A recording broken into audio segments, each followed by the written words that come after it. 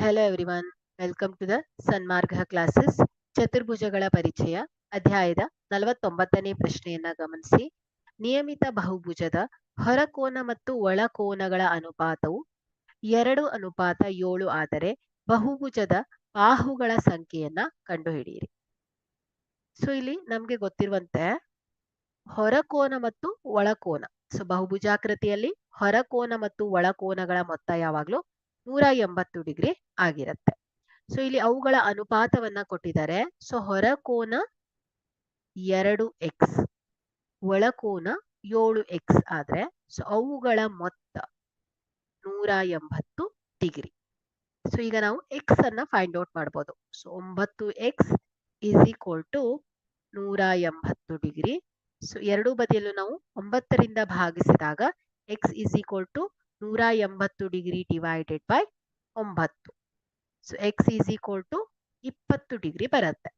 Okay, so x 20 degree ಬಂತು. ನಾವೀಗ ಹೊರಕೋನದ ಅಳತೆಯನ್ನ ಫೈಂಡ್ ಔಟ್ ಮಾಡ್ಬೋದು. ಓಕೆ, ಸೊ ಇಲ್ಲಿ ಹೊರಕೋನ ಎಷ್ಟಿದೆ? 2x ಅಲ್ವಾ? ಸೊ ಇಲ್ಲಿ ಹೊರಕೋನದ ಅಳತೆ, ಅವುಗಳ ಅನುಪಾತವನ್ನ ಕೊಟ್ಟಿದ್ದಾರೆ. ಹಾಗಾದ್ರೆ ಹೊರಕೋನದ ಅಳತೆ ಎಷ್ಟು ಬರುತ್ತೆ? 2 ಗುಣಿಸು 20 ಇಸ್ ಈಕ್ವಲ್ ಟು 40 ಡಿಗ್ರಿ ಬಂತು. Okay, so 40 degree. ಸೊ ಹೊರಕೋನದ ಅಳತೆಯ ಸಹಾಯದಿಂದ ನಾವು ಬಾಹುಗಳ ಸಂಖ್ಯೆಯನ್ನ ಹುಡುಕ್ಬೋದು.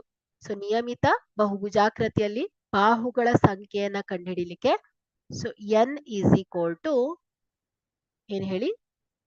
ಹೊರಕೋನಗಳ ಮೊತ್ತ 360 ಡಿಗ್ರಿ ಡಿವೈಡೆಡ್ ಬೈ ಪ್ರತಿ ಕೋನದ ಅಳತೆ, ಪ್ರತಿ ಹೊರಕೋನದ ಅಳತೆ 40. ಸೊ 0ಗೆ 0 ಹೋಗುತ್ತೆ, 4 1 4 9 36. ಹಾಗಾದ್ರೆ ಎನ್ ಈಸ್ ಈಕ್ವಲ್ ಟು 9 ಬಂದಿದೆ. ಹಾಗಾದ್ರೆ ಇಲ್ಲಿ ನಿಯಮಿತ ಬಹುಭುಜಾಕೃತಿಯಲ್ಲಿ ಬಾಹುಗಳ ಸಂಖ್ಯೆ 9. 9 ಬಾಹುಗಳಿದ್ರೆ ಅದನ್ನ ನವಭುಜಾಕೃತಿ ಅಂತ ಕರಿತೇವೆ. Okay, thank you.